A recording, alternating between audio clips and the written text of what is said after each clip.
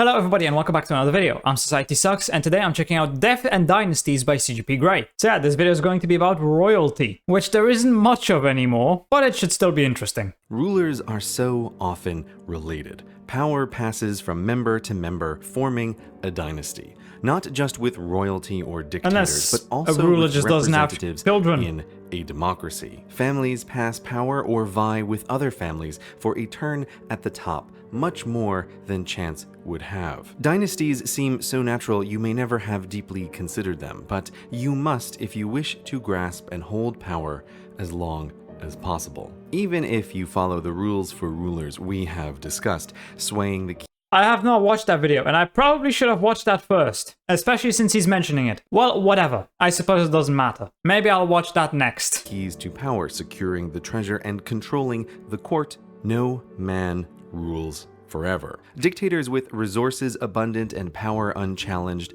still die, and representatives must contend with death, both literal and political. But no matter what kind of ruler you are, obviously you can't live forever. Their treasure. They keep you in your position not for love of you in particular, but for the rewards you provide in general. But dead rulers can't distribute treasure. Thus, as your grave approaches, your key supporters get nervous. Your impending death forces your keys to plan for your Because what happens next? What if the next ruler decides to just get rid of all of them? replacement, not just to maintain their treasure, but also because a dead ruler's surprise without plans in place will lead to a scramble for power at best and a bloodbath at worst, leaving many keys on the inside now, on the outside after. This is why, if you happen to be sick, keep it's secret. If your keys even think you might die on them, they must start planning for the next ruler to avoid this. Which is what makes even a rumor about the ruler's health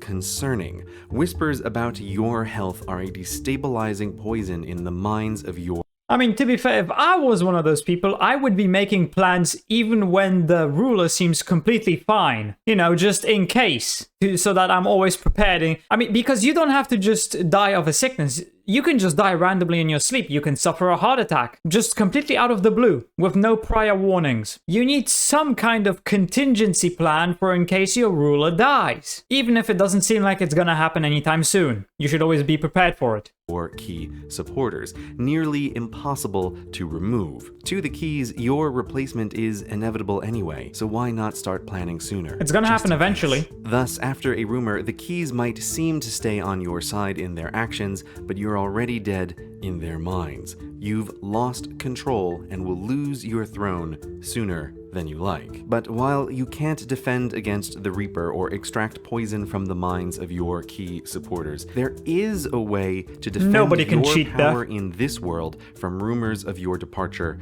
to the next. Family. Family is the answer. Dictatorships and democracies have so much family rule because the key supporters want it. As your term limit or deathbed approach, your family is there, ready to keep turning the machinery of power, keep raising the treasure, keep the keys calm and plot-free. Sure, warm-hearted rulers may want to give their family advantages, and being the ruler comes with many, but the key supporters also want the ruler's family in positions of power because the family that plots together rules together. Generational power. The keys could also not want somebody from the family to take power, in case they're too much of a risk, a loose cannon, so to say. You might want to get rid of them, make sure they don't get any power. Transcending death and term limits. Thus, your keys get to worry less about transitions of power, and you get to worry less about their plans for your replacement. While key supporters won't ever simply trust you and your family, the keys can look at the motivating interests of you all, calculating that sticking with your family during a transition gives them better odds of staying on the inside because they know you and your relatives also calculate sticking with the keys during a transition gives you better odds of staying on the throne. It's a virtuous cycle, formed by calculations that are like trust, but better. The ruler gets to rule longer, the keys get to worry less, and everything is smooth because when the king is dead, long live the king. So put family in high-ranking military, business, or political positions. Never mind their qualifications, because being Yeah, who cares about qualifications, right? That doesn't matter at all. It's all about connections and wealth, how much money you have, and how much you can give.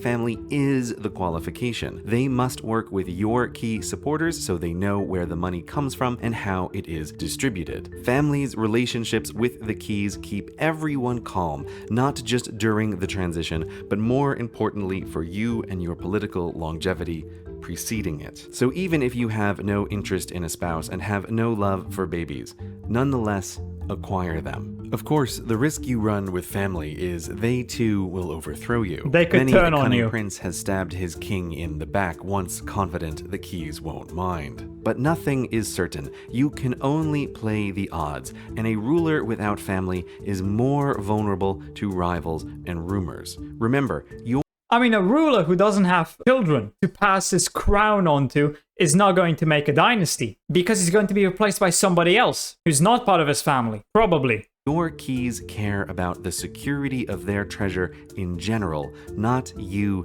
in particular. And for them, a family of rulers is a safer investment. Thus, possible regicide is the price you pay for buying the longer and securer reign a family brings, which is why families are so popular among rulers and their key. I mean, it's not just having to worry about your kids killing you. Your kids might kill each other to get the throne. Let's say the younger brother gets jealous and decides that he wants to take it from the older brother. He could kill him. Supporters. Family is a tool for maintaining power, just like any other.